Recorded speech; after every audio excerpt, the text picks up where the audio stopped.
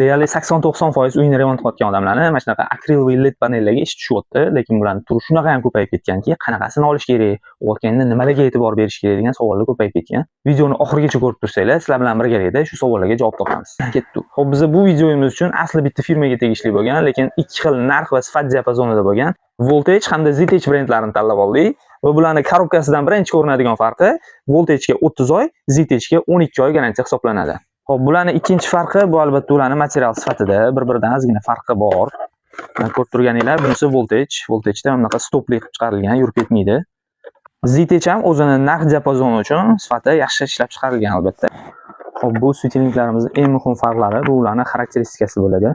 Ko'rib turganinglardek, bizning misolimizda ikkisi 24 vatli olingan. Bu ham 24 vat, bu ham 24 vat. Faqat parametri bo'yicha farq qiladi. Ya'ni masalan, birinchi navbatda bu ularning ishlash diapazoni, ya'ni voltage 85 voltdan 265 volt oralig'ida bemalol ishlab bera oladi. Ztech bo'ladigan bo'lsa, bu 165 voltdan ko'taradi.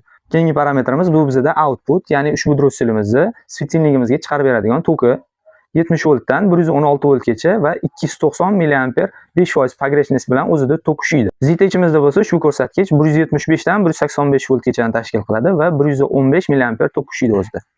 Videomiz foydali bo'lgan bo'lsa, like-larni ayamaysizlar va shunga o'xshagan foydali ma'lumotlarni o'tkazib yubormaslik uchun bizning sahifamizga obuna bo'lib qo'yishni esdan chiqarmanglar. Salomat bo'linglar.